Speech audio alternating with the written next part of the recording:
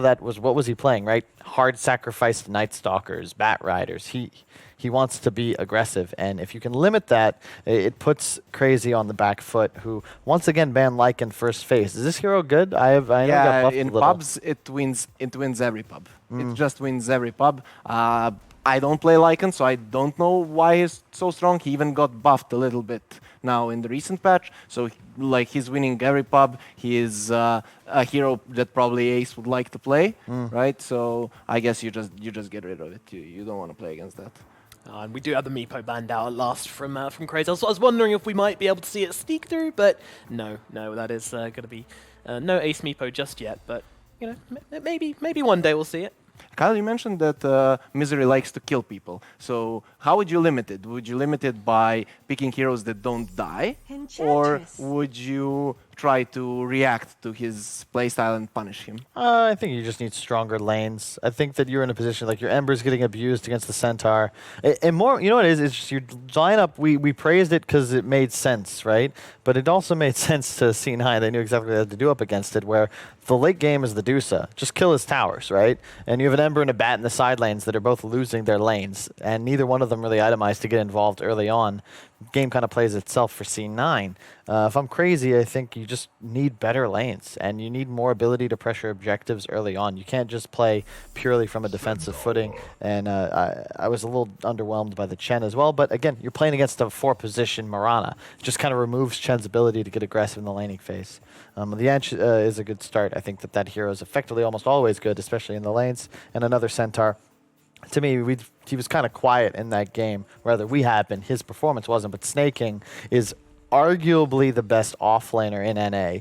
I know Ramses has an argument, but I think Snaking is by far one of the most solid players in the region. Yeah, I haven't really followed Snaking that much, so I'll have to look at this game more closely to really give my opinion on that. But he definitely played the game solidly, right? He didn't do anything wrong. There weren't many things that he could do wrong, but he farmed normally in the lane. He was always there to follow up on the Mirana arrow. He had some solid two-man stuns, so I guess that's enough for him. And his Stampede usage was on point, but I guess that's a team call. You just call out Stampede and you press R. You don't really think about it. So I didn't see him do anything wrong in this game, but I praised Skitter before the game started, and this game he really looked disoriented. Terrible. Very free. Yeah. I don't know. He looked the troll is next to him. He can kill him, and he just decides to hit the Centaur. Like, to be fair, he only had a Spirit Vessel, so it's not as if he would have done damage anyway. But I get your point. I don't know. I kind of feel like the troll would have died at least. That's something. He had a better chance of dying had Skeeter attacked him. I would agree. Yeah. You're trying to tear down his hero in front of his very eyes. You're a monster, Kyle. Hey, I gotta call it. I gotta call it like I see it. I know it's we're trying to be charitable to for the world, not for our the players. Yeah. They signed up. They're not getting paid anything. Well, I guess actually we could be a little kinder. Skeeter's a nice guy. I like him as a person. Don't get me wrong. I just think he's just a little behind in terms of his game awareness and spatial awareness, game understanding. Well, let's see if he can prove you wrong. So we have the Death Prophet and the Enchantress now picked up from Crazy. Great pick. DP, I'm a big fan of this hero. She seems to just always do so much. I think, you know, her Silence and Ultimate, I mean, she could not have her other two spells, and I still think she'd be a good enough hero. But you could take any spell plus the ult and make a good hero out of it. Yeah. The Drain as well. You have so much sustain. AA being banned. The Silence in a game against Oracle's always excellent, and you have a Centaur. You drain this guy, and you're healing like 100 HPS once you hit the mid game. It's kind of nuts. And it's actually, if they didn't pick it, they'd have to ban it because Cloud9 has the Oracle, so you really don't want to play against that combo, especially without the AA in the pool. So I really like it as a pick, and it really doesn't have some good counters in mid. The mid tower... okay, but still... Right, it's really not gonna get destroyed, and plus you have a ban. Though they banned the Shadow Demon, which I don't really understand why it got banned. I haven't seen this. This is a cool pick. The DP Phoenix relationship kind of goes both ways, where you have silence, which is very effective against Phoenix. Interrupt the Sunray from distance and potentially kill him before egg. But think about how DP wants to approach engagements. You want to fight around objectives. You want to pressure structures. Well, Phoenix is one of the best zoners in Dota 2. You drop egg, and it's not in a position or it can be targeted, or there's a little too much time spent getting close to it. All of a sudden, you force the Death Prophet, even with ult running, away from you. And no longer can you battle into the objective. It's similar in some ways to how Phoenix matches up well against Undying in the minds of a lot of captains, because you just sort of say, oh, you thought this was yours? No, this is my area. Yeah, but the crazy lineup picked up a Nyx, which kind of gives DP the edge there, because Phoenix is gonna have to egg really far away. If he gets Carapaced, he can get silenced easily, and then he's gonna die. He's also gonna get stunned mid-dive, silenced and die, so I really like it, and I really hope that this... How does Monkey King actually do mid against DP? I'm not sure. That'd be interesting, because remember, Ench can purge off the Jingu, so I'd be curious to see if this is a support Ench and they look to rotate on him and just find easy kills. I do think DP is certainly favored, but Monkey King, because he has a method of sustain himself, if he gets Jingu into a stun, I think it's more even than most melee versus DP matchups. DP level 1 is not that strong. Monkey gets boots, maybe, and then plays mid like that, or Orb of How does Venom he get boots? to get the Jingu stacks. Like level 1 boots? Yeah. I actually saw it in a pub yesterday, and it worked quite well. It wasn't against DP, but it was against a range hero. So... Hey, Yeah, I don't know this you've is seen EU it. pubs. This is EU pubs. I mean, last game you're saying, what was it, Ember Spirit Dagon? Now you... No, I said Boots Mirana. First, Monkey King? Mirana. Rana Dagos, they all totally Boots first, Monkey King. I saw, maybe you were watching Arteezy stream, the Ring of Tarask first item Terrorblade. That was something he got from a pub as well. Really? So, hey, perhaps you're onto something. I think, hey, OG taught us anything from the last couple of TIs. It's just do stuff that maybe it's weird, but at a point, like maybe the numbers are better than people expect in math. Anything can work. How would you Why play a work? Monkey King against the DP? If you can't really outfarm her, you need to get the Jingu stacks. I don't think level 1 Jingu stacks are enough, though. Like, if you just You run can it- deny all the creeps with it. You can deny all the creeps if you get it. Okay. And then with that, you just bring in extra regen. Huh? No, I mean... Good work. Yeah, it might be an option they're considering. Well, if you're around that, by the way, you're hired, dude. I'm not even in charge of that stuff. I'm not a huge fan of Ursa here. Decent matchup against the Centaur, but you never really want to play into Monkey King ult. And while I understand you can click down the Phoenix Egg, my problem is you can have it purged off by Oracle. You can be disarmed by Oracle. And in addition, it's similar to the old Clinks when you would strafe and hit Egg. Like, you're using your damage ability to maybe kill the Egg. So even if you were to do it, you're still just getting a support that's already cast all of his spells. And there's not really that much structure. It's a Roche taker, but C9's Roche control, right? Like, how do you take Roche in a 5-on-5 against Egg and Monkey Wukong? King? It's just not a thing. You don't really take it. But I think Ursa now, that the cooldown on Fury Swipes is lower, and it has less... not Fury Swipes, or what's it called? The second spell. Overpower, yeah. I think the cooldown is lower and it's less hits. So, as you said, you're using your damage spell, but since you can use it more often, maybe it's not that big of a deal. But I'm interested to see this. I mean, it's had a lot of success, and I mean, got immediately nerfed after the patch. So that's always the sign that a hero is good at some stage. It does feel like they've got a lot to get around it, though. I mean, the Oracle can be a problem. The Centaur as well, Stampede, going to help them kite a little bit, and Monkey King Jingu. There's a lot. There's a lot for this Earth to deal with. But is crazy. this is an offlane DP. Yeah, it could I also know, be don't. hard sport DP, offlane edge. But I agree, I think it's offlane DP. You guys are... What did you guys do in between the games, man? Like, I don't... Wild. Yeah, clearly. Some crazy ideas. This just feels strange from crazy. All three cores need a game. None of them have the greatest comeback mechanics. Another Necro from C9, great synergy with the Oracle. Once again, it just feels like C9 have so much more beef. Think about how much more damage Crazy has to do in a fight to win it. And also consider that their sustained damage is effectively non-existent. Whereas C9, they're just going to keep going. And you've got 10 to 15 seconds to win a fight, and there's an egg reset always available. And they have no save against the Necro lineup with a lot of burst, right? Centaur Oracle and Necro ult, and you have 0 save. on the side of Radiant. So DP can be blown up, the Storm can be blown up, even the Ursa, I guess. So this is not looking too good for them. Last time we actually favored the crazy draft and they lost. This time, like I said, I don't see how they lane this well, and if they get to the late game, fine, but how are you going to get there? I don't really have much to add. I'm So 2 solid votes coming in for Cloud9 here. yeah, I can't believe I'm saying it, but yeah, I think Crazy again. It's more of like a 2-3 like 70-30 favor for C9. Crazy could win this game, but they need a lot of things to go right. Storm has to have a good time mid. DP can't get shut down. They need to take the first Roche, and it has to be before 15 minutes. You need a good rotation onto the mid tower. It's just, you got to check so many boxes. It feels like an uphill climb. Yeah, it's definitely that. Cloud9 looking like they've pulled out a bit of a cheeky draft here, and possibly seeing a repeat of game number 1. It's possible, I think, and it's very much the same thing. You know, you've got the Storm, you've got the Ursa, you've got the DP. You know, these heroes are going to take a while. They're a bit slow as well.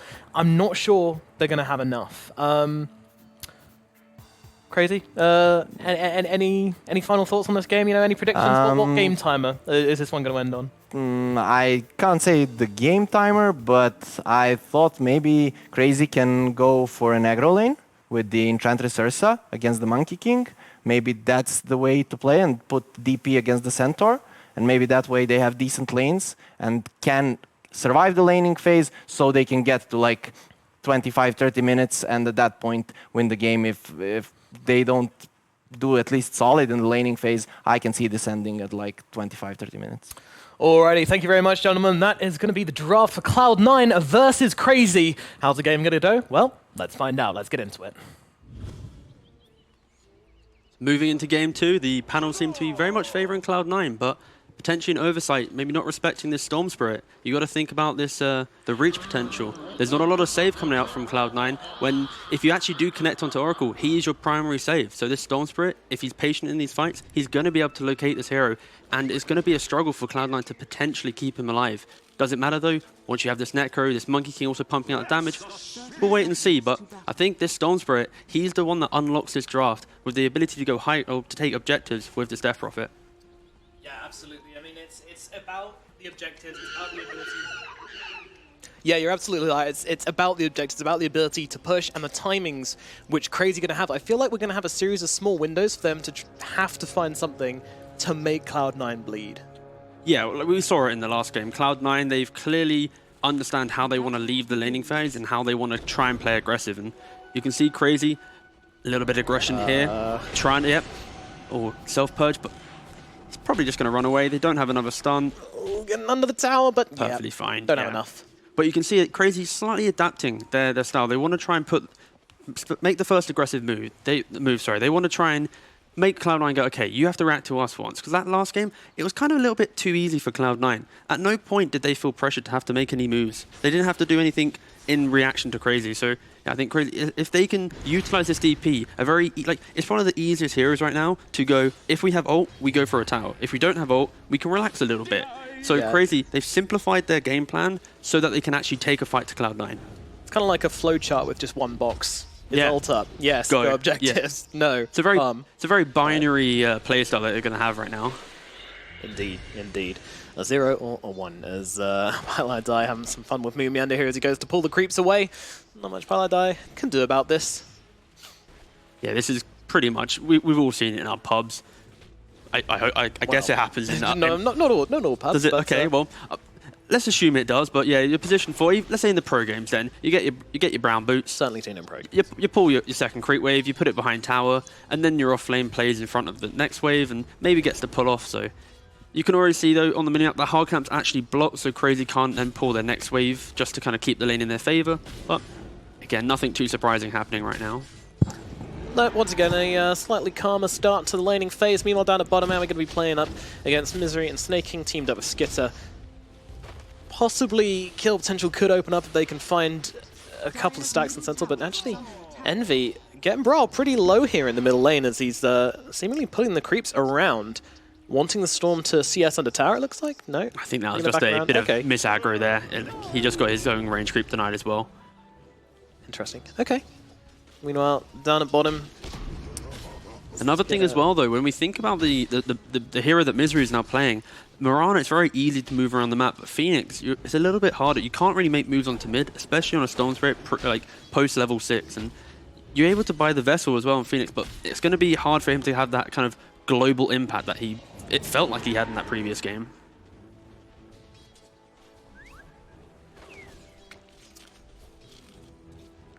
All things considered, it's a pretty slow start to the game. A 0-for-0 once again, just like last game, but, you know, only 2 minutes 30 in. Meanwhile, in the middle lane, we see Bryle whacking up a CS of 8 and 6, compared to Envy's currently 8 and 5. So again, breaking very, very even across most of the lanes here. But when you look at the carry matchups, that's when things look a little bit different. But it's still very tight across the board, really. There's nothing too surprising right now. Like there's no like insane kill potential, I feel, in any of these lanes. It's going to just be kind of passive farm. If someone oversteps, then of course you're going to have the ability to punish him, but it's just going to be a casual start to the game. Yeah, I think you know, the big things to look at are your timings, and when you have the team with a save on it, it just always feels like safer. You never feel as worried, and that's what this Oracle's going to provide for Cloud9. If he has the correct positioning, of course. Of course. Kezu on this offlane DP, is this something you've seen from him before? I think Kezu, he has a pretty decent understanding of most heroes. He plays quite a lot. Yeah, he's getting pretty low here. They've got the Spirit Siphon onto him as well. Pylite Dive's going to throw the Purges way and under the tower. They won't be able to finish the job. Lacking the lockdown, lacking the damage, and Ace will survive. But yeah, going back, so Kezu as a player, he's very open to play heroes that he might not have played a lot in pubs, but he's always trying to be that kind of team player. If you want to draft a hero and then flex it to his lane, he doesn't mind giving it a go. Even if he's going to have a not so optimal performance, he'll happily do it if it's going to enable the rest of the team.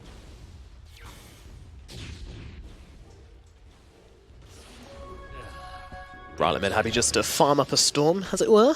And Moon just continuing to tickle Pylite Dive. They're just having their romantic moments in the jungle together, time and time again. Yeah, there's nothing really the Oracle can do to stop this. Nyx running around grabbing creep waves if he want it, so Phoenix still zoning up bottom. You can see as well Aoi actually with the headdress. I think one of the most critical things about the patch is that position 5 are now the one that pick up headdress, and you're going to be seeing your carries opting away from it. A small part of the previous patch was getting it on your own carry, but now because you lost the attributes, you're going to have to pick it up in your position 5. It feels like quite a default item that you want your 5 to have in the lane. So far, so good. I mean, Envy is falling behind a tiny bit in the middle lane, but honestly, these CSs are all so close. But this is the type of game Crazy want. They want the pace to be slow, contesting for bounty runes right now. Like, there's nothing too ludicrous happening right now. You know, 3 for Cloud9 actually. Yeah. Bit of money, always welcome. Make it, you know, And 4 for Cloud9. all call for Cloud9, all right. All right, there we go. That was an easy 1k gold advantage, right? Dollar bills going Cloud9's way. Yeah, I like this ring of regen with a headdress though on the Phoenix. You know, who needs tangos anyway? Yeah, you don't just need regen. Headdress is so good on support, so let's make it very clear. Yeah, no, it doesn't give attributes. Was that a necessary nerf? Yeah, it's kind of annoying having your own carry having it, and then your support maybe buys like a casual Bassi or a Buckler, then suddenly you've got regen armor, regen mana regen. It was a interesting moment for sure. I've noticed Pylite has been purging Ace a lot here. What's he getting rid of? It doesn't get rid of Spirit Siphon, does it? So No. I don't know. Maybe just himself. Just, you know what? Have a cleanse, bro. Purge of your inner Be gone. demons. Maybe under a ward here, but it's going to be able to protect that active rune all the same. Radiant's middle tower is under attack. Coming in, but Envy, he just does not care. He's just sitting here, pushing in the lane. He's got a catapult, getting some damage out. Whilst the Storm tries to do other things. Meanwhile, on the top lane, they realize the next Assassin is gone, and they're trying to open up onto Kezu, and they will be able to get first blood. Bryle coming in, though, looking for the response, but, I mean, the Oracle's right behind him. I'm not really too sure on what he's going to get done here. He's going to get himself purged up, but that is just an easy first blood for Cloud9, taking advantage of the situation where the Nyx was missing, and, yeah, just nice communication and really simple stuff. I feel like a bit of misplay there, perhaps, from Crazy. Yeah, like you said, just miscommunication. As soon as your support leaves, you have to respect the fact that you are going to most likely get jumped. Bottom you have lane. to maybe play off your pull. And look at the CS right now. Centaur's just loving life. Like, this Misery, again, like, this combination, they've really stepped up their game. Just ensuring that they're going to secure the farm. And these two, I think, are the critical piece for Cloud9. It's their ability to move around the map. And Misery, there you go. Get out, buddy. Yeah, he got tickled a little bit too much there. And this is now where it gets a little bit awkward. When your Phoenix has no presence, but the return on the Ursa, each hit, it tickles you a little bit more. It hurts. He's turning around, snaking. He's going for this one. Comes in with the stun. The damage, is it there? It is. There we go. Nicely done. Yeah. It's the return. Ursa v Centaur isn't that fun to play because you're all about the idea of building up Fury Swipes. But every time you build Fury Swipes, it eats through you. It hurts. Health is a resource, and I feel like that was a perfect example of how you can just kind of use your health bar, bait the enemies in by kind of, just trading. Once those spells are gone, spells are a resource, health are a resource. When your spells outweigh the enemy's health, it's simple, but it works so well sometimes. And the difference is, though, Centaur off lane by himself, or in a moment 2v1, he's pretty tanky, he's chill. DP by herself, not so tanky. She will die. Yeah. That was just a mind-blowing moment right there. Thank you very much. Appreciate That's right, it. I got you. Do you like having my mind blown? Storm is rocking up the last hits. But a lot of these have been jungle creeps, I think it's important to note. He's spent a lot of time away from lane. A lot of time in lane as well, as Emmy's just been shoving it on his face the whole time, so... And you can see from the quick buy of the Necrophos, he's coming down bottom, immediately wants to make something happen with his Reaper's Scythe. Are they going to be cognizant of this one? I'm not too sure. Stomp comes out, nice actually Storm. right on the edge, and now with the Reaper's Scythe coming down and cutting through Skitter. That is one dead teddy bear. What a good rotation, honestly. I think potentially it's the oversight of... Well, they don't even have vision on the top rune anyway, so they didn't know the haste was there, and it's just the rune. Very good rotation, very good move. And moving back to Necro, you haven't even farmed on Storm and Necro. The Necro is actually building towards Pipe, but towards Halberd if you look at his quick buy. So he's just trying to be an enabling factor. Love how Ace making the one tree hops. Just bouncing, just vibing in the trees, having a nice time. Mill Enchantress, she's having some fun in jungle of her own, trying to get a bit of money. Radiant's bottom tower has fallen. So yeah, not the same kind of runaway performance from Misery as last game, but not on a similar kind of hero at all on this Phoenix. Yeah. He's more about the team fights in the late game. Very much a static hero for sure this game, and also rotating. It's hard to move into Necro lane. You might Cypher guy, but where's your explosive damage from the Phoenix? It's not. He's all about taking the lane, being annoying, and you can see already taking this bottom tower. Yeah, he's definitely done a great job in the lane all the same, so all things considered, it's looking good.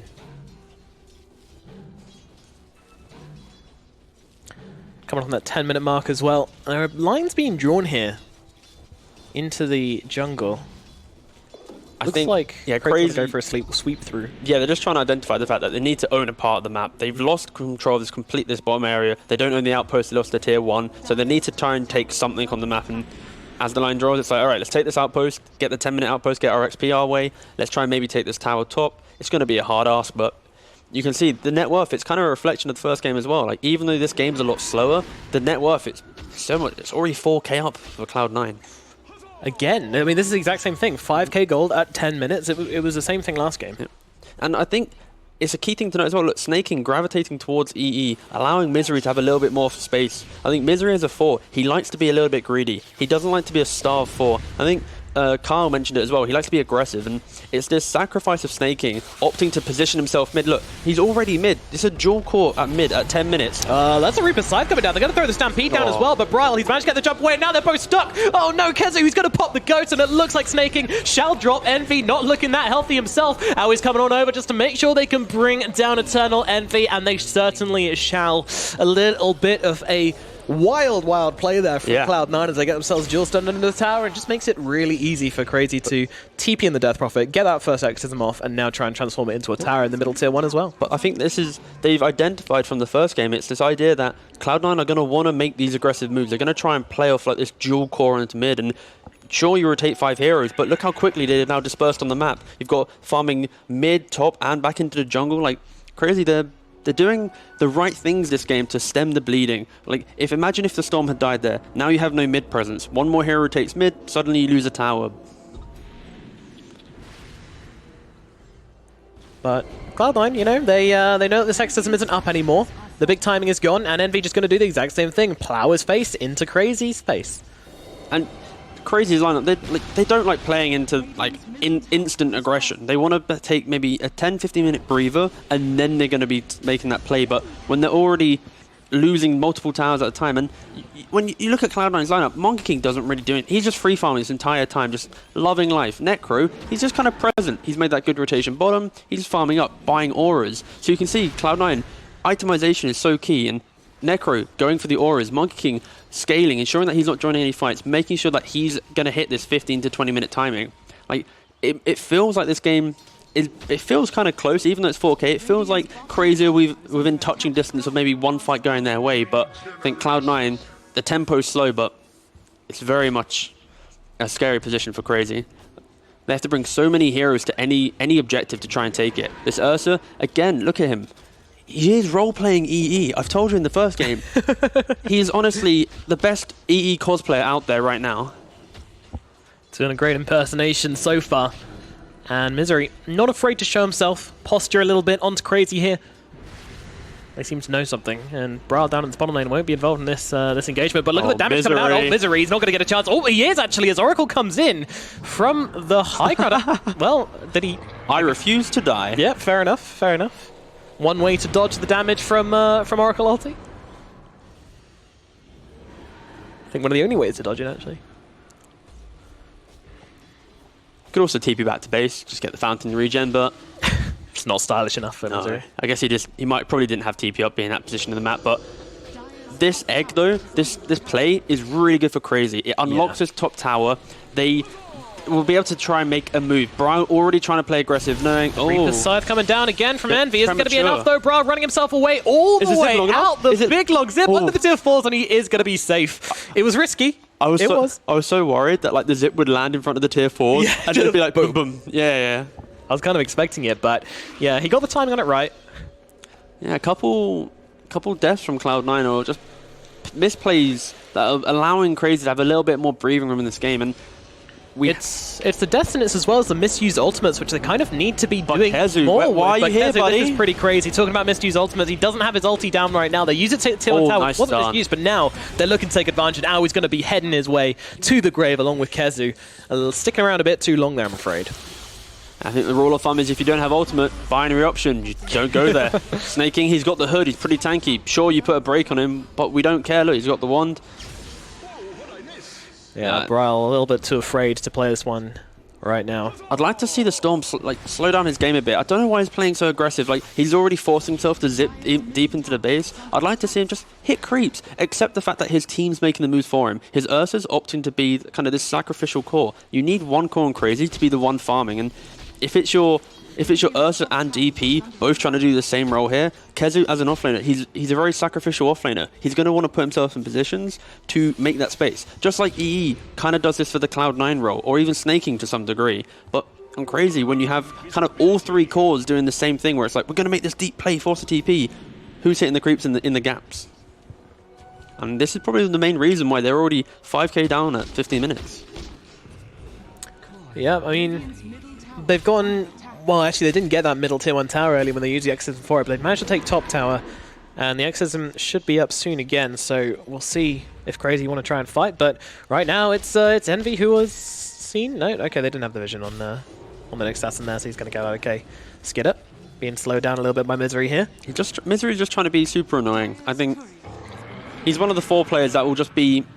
Even if he throws a spell and it doesn't really do anything, it's just like, why do you put that on me? Oh, big slap coming in from Snaking there. Going through the untouchable. And now on top of him, stun comes out. Envy's here as well with the Reaper's Scythe. They'll be able to bring him down. Down goes that was the little a spite ult. That was like, get out of my game. I don't want you to exist anymore. But Ace, though, trying to use this conflict in the bot lane to try and open up the top, and Ace, he's not going to die at all. No, because Paladai comes in once again. Where's the damage? From off stage. Coming through and saving the day, and now they're looking for more.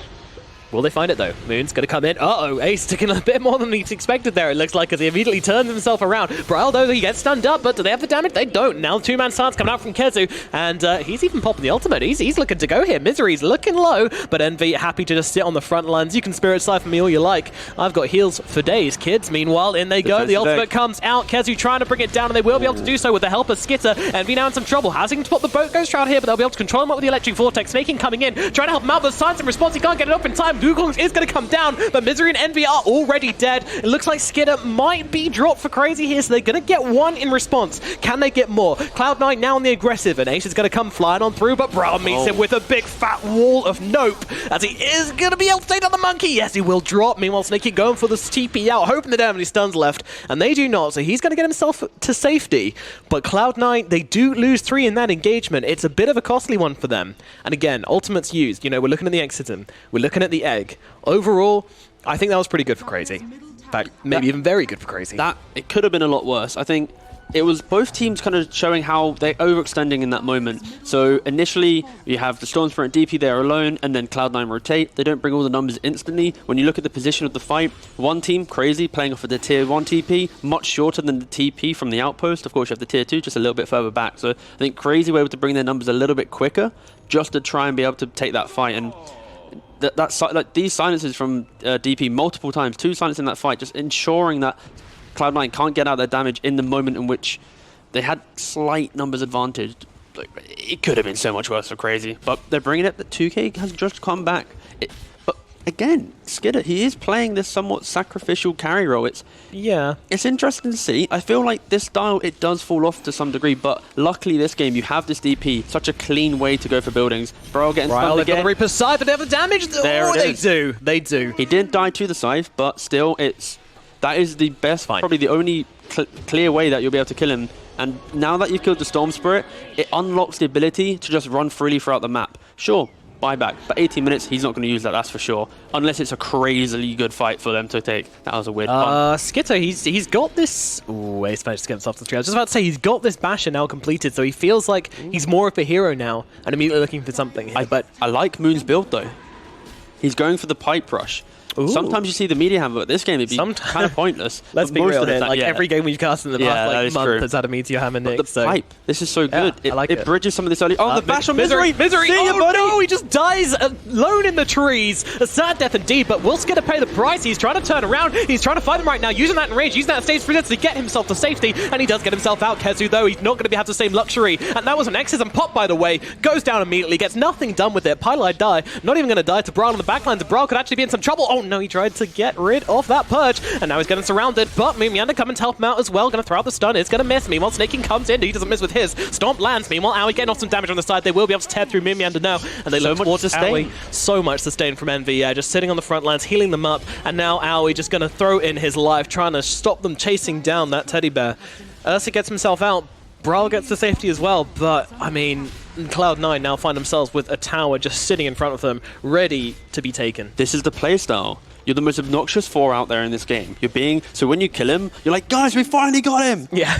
And then you're like, hold up, this doesn't actually help us to win the team fight. Yeah. Like, as soon as you put Wukongs down, as soon as you got this Necro pumping out the hills, Oracle behind, like, the Storm made the zip, but didn't connect onto the Oracle. He instantly got ult. So now Storm zipped to the back of the fight. He can't then zip back to a good location, meaning the fight's now already very disconnected on Crazy. And Brile getting picked off, double stun, the root. They've got him. There it is. Dead to rights. Skidder, well, he's going to turn around and again just bashing Misery to death. Is he going to pay the price though? Kezu's coming in, trying to help him out here, but Kezu does not have an ultimate, but never mind. They're going to buy it back, and a nice 2-man stun is going to set up nicely. Are they going to be able to bring down Pylite? Oh yeah, Brawl comes zipping in through the backlines. Ace is going to get dropped. Snaking, he is dead. This should be Roshan right now. Go Roshan. Hello there, Mr. Roche. There we go. Suddenly finding yourself outside his pit. Well, it'd be rude not to come in and take a bite, and he is not lasting too long. Ursa.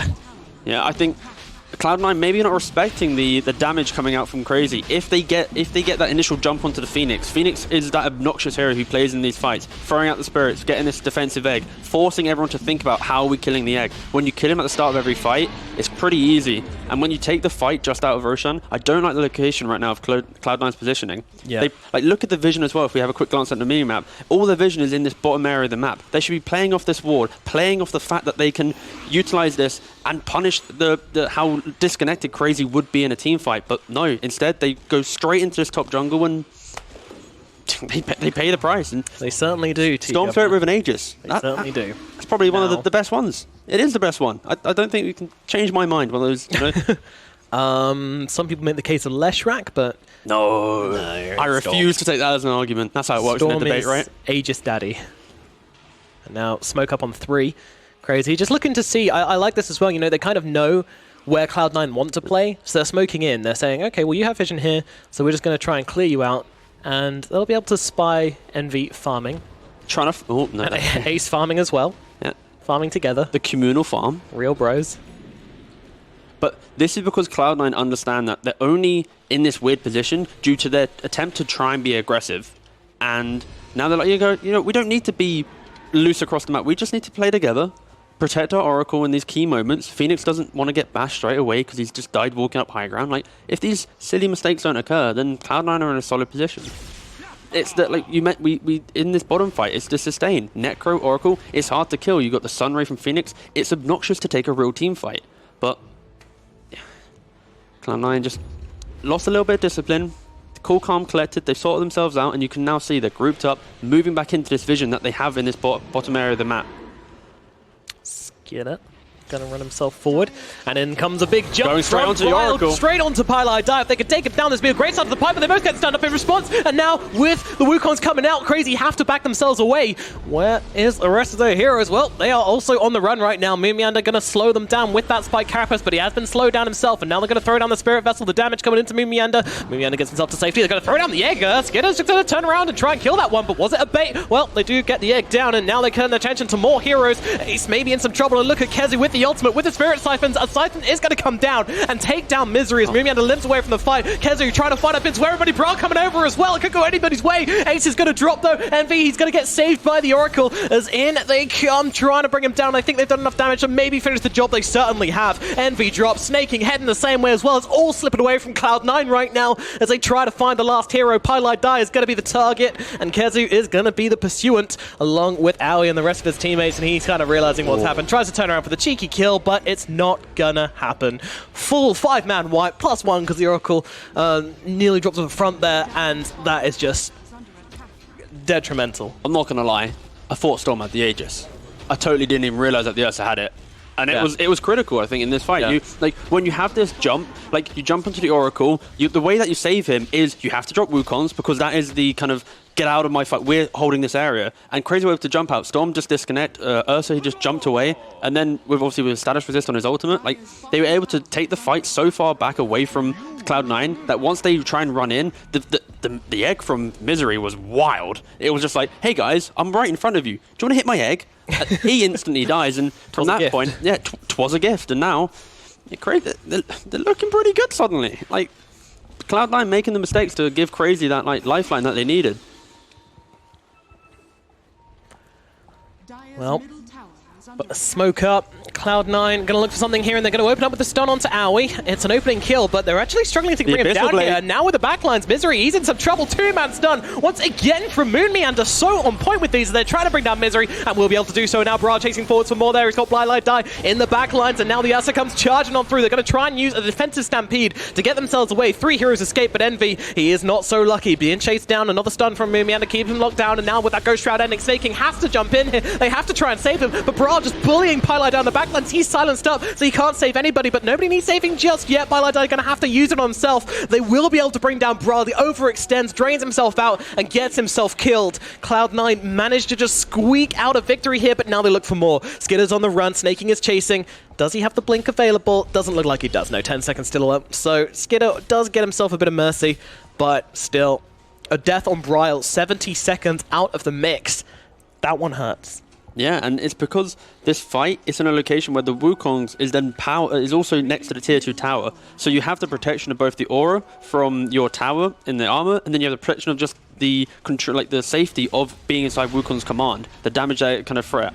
So Storm, he commits so hard to try and kill the Oracle, it kind of forces the entire Crazy into this kind of choke point area that it allows Cloud9 to pump out the sustain. If Necro is able to sit in the middle and just non-stop death pulse, it's hard to kill these heroes. And I think once you kill the Phoenix, the basic idea is, sure, let's go, but you can't just plow into a tier 2 tower. You have to respect the boundaries. Yeah, these choke points are so good with them. They always will be. You know, you've got a Necro, you've got a Centaur, you've got a Monkey, you've got literally every single one of their heroes. Look at his Oracle items. Loves chokes. Necro, he's got Halberd, Hood, I like this. Ghost Scepter. He's so annoying to kill. Ursa, sure, if he jumps him, he's going to get Halberded. Like you saw in that fight, he commits, tries to get the Oracle. Like Storm and Ursa try going Oracle. He got Halberded on Ursa, the Oracle altered himself, he disarmed. Like Cloud9 was able to prolong that fight just long enough to put Crazy in a really poor position. I actually really love this this Harbor pickup from Envy on the Necro. I mean, the passives are great for him. The active is amazing this game. EE is meant to be a player that isn't your win condition. Missile Blade onto Misery, but the return comes in as they jump in with the Storm, keeping Skitter controlled up for the time being. Not much damage coming out onto him, though, but he's going to pop the ultimate to try and get himself to safety. They're going to throw down the egg, try and tempt him in with a tempting treat, and now the Reaper Scythe comes down. They'll be able to take down Skitter, a TP out from the others, but Cloud9 have found another big kill here. Aoi gets a TP out on the high ground. It doesn't look like they'll find anything more, and Bryle, he's just going to do his best to push in this middle lane and force some Cloud9 back, but this game feels like it's coming surging back in the other direction. What a wild jump from Crazy. Absolutely wild. They've killed Misery like 2-3 times now, and every team fight is basically we kill Misery, we take the fight, and we try and go as far as we can, and we push the limits. But then you're jumping in with no idea where the rest of the team is. No one's showing on mid, on top, so you have to assume, okay, there's going to be probably at least one of the save mechanisms behind it. Be it the Halberd on Necro, be it the Oracle. You don't respect that, and then now you're dead. And look at this, one death, one mistake at this point in the game, you don't have buyback, you've already committed to Abyssal, maybe going to the next item. This is the difference between being able to defend and make moves and then now suddenly losing potentially a tier 3. Yeah, and they keep the creeps alive for the entirety of the fortification duration. More creeps coming in from behind as well, but Snaking taking some hits on the front lines here, does have to be careful. He's got the Oracle behind him, but not going to save him. All right, Pylai says no. Judge, during Executioner, you do not deserve to live, and Misery's actually been dragged up to the high ground here, having troubles of his own. Silenced up, can't get off that egg, wouldn't have it off cooldown anyway, so also gonna fall. It's a bit of a messy escape from Cloud9, but they will get out with 3 of their heroes. Still, not breaking that high ground, and got to really question that one a little bit and whether that was really worth it. I think we just need to use some spells there. Tier 3s, do they have much value in the game now?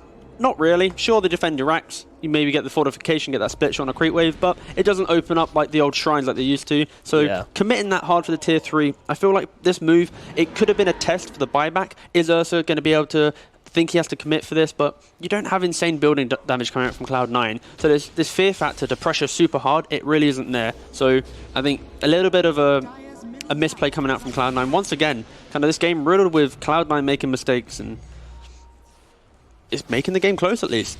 It is. It certainly is. It could go any which way right now, and I think the longer things go, the more I kind of favor Crazy a little bit, but not a huge amount. I mean, Necro is still a fantastic hero in the late game. Monkey King going to be strong as well. It's hard to see them. I think Storm is probably the biggest factor. But this is the classic move that we see now. The smoke, try and force them out of their area, and then push them into potential vision. But again, this will most likely lead to just a pure team fight. Ooh. Snaking hesitating a bit here, even going to pop the ultimate, but getting stunned up by the Spike Cabras and Meander, and this is a wasted stamp. Oh, they've actually in Ace's tree. Who did? Eternal Envy using the spider legs to stun his own carry player. Good. I got you, buddy. I thought I didn't want to. I didn't want to, but I thought. And now the return smoke comes out from Crazy. Both teams trying to play off the vision that they have. Radiant got the lingering vision in the top side of the Dire jungle, and then Dire actually opting for that low ground vision north of Roshan. So we see both teams just holding, utilizing the vision. Misery though, the one overstepping his mark potentially. My goodness, don't run there, buddy. Forward. What is he doing? He's got the buyback, but was that really necessary? I guess he just didn't have a read. He, you know, sometimes you get inside your own head, think they're somewhere they're not, and, you know, 9 times out of 10, you're right. 1 time out of 10, you're wrong, and you end up making movements like that, or maybe you just really wanted to find out where they were. But I don't want Crazy to make any moves, right? Like, they can sure go for this, but Misery, look, he has the buyback. This is what they wanted. Meanwhile, Bryle, he's looking himself to go onto, well, the backlines, really backlines here as they get around onto Ace. There's nobody saving him. Where is Pylai? He got silence in the backlines. Kezu doing work here as they will take down both of them. Pylai and Ace both sent to their deaths. And this might open up Roshan for Crazy here. It's just respawned this second. They have the Ursa. They might have used the Exodus, but like... You don't care about that on DP. You got Ursa. No, you got Ursa. He's one of the few heroes that pretty much make Roshan look like a creep in the game, so... Absolutely. Absolutely. They still got a decent amount of duration left on it anyway, so who cares? Yeah. Roshan dropping like a rock. We'll see who grabs the Aegis, who grabs the cheese this time around, but there is going to be no response here from Cloud9. But this game, I feel like it became difficult from Cloud9 in the way in which they were able to play on the other side of the map. Critical mistakes pushed them on their own side of the map, and this, like, Pylodai, he's a classic 5 that loves to buy sentries, loves to try and own the map in terms of the vision game. And again, quick glance at the minute, I've said it so many times, all their sentries are placed so aggressive that if they ever have to make a defensive hold, they don't have any setup to be able to make this play. Snaking now, you're not tanky anymore. Ursa doesn't care about you. Yeah. In laning phase, Ursa has to think, maybe I don't want to hit you into return. But now, he does not give a hoots about you. Cloud9, they're just not in the position right now, I think, to play on their own side of the map. That's for sure. They've still got this mindset that they can be a little bit aggressive, maybe be one hero, kind of pushing out the extra lane. And when you have Ursa, Abyssal Blade, Storm with this big reach, maybe the Nyx with Vendetta setting something up. Haven't really seen it this game. He's been more of a with the team kind of tool, but yeah, crazy now. Very much in their hands. Certainly is. Certainly is. We'll have a bit of a lull in the action, but it won't be long before Crazy are knocking on that front door. They want to take these outer towers. Both lanes pushed in, so it's a very opportune moment. In fact, all 3 lanes on the enemy side of the map. Storm, though, zipping on top as well. Ooh, maybe catching the Monkey King. Yeah, he's getting real low. He's got him. Oh, I do love a good mini-map cast.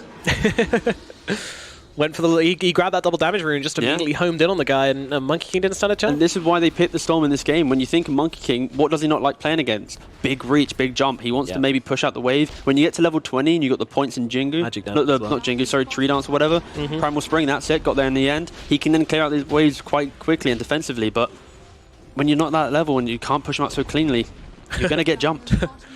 Skidder really wanted that last hit, but Kazu says no. Yeah. Tis mine. Storm Spirit going for the Aghanims as well. Such a good item on this hero. Like, look, all the cores. Necro, ranged hero, but not really that big range. Centaur, Monkey, if they ever clump up like they are doing, because they're kind of like this big ball of meat in this game, this Aghs is going to do so much work. Yeah, it really is. I mean, lay that with the silence. We talked about the chokes, right? Yeah. Yeah, we talked about the chokes. Cloud9 want to play in this, all of a sudden, they don't. And if they don't want to play in the chokes, they don't want to play on their side of the map, you said earlier. They don't really want to play at all at this stage, but unfortunately, they don't have a choice. But this is the downside, though. When I started the game praising E in his ability to build the utility for his team, to enable the rest of his team. But as they jump into E here, it's... Hold up. Abyssal Blade coming out, the damage coming down as well, but he's able to get off the Stampede along with the jump, but in comes Bryle with that Aghanims with the Storm Spirit.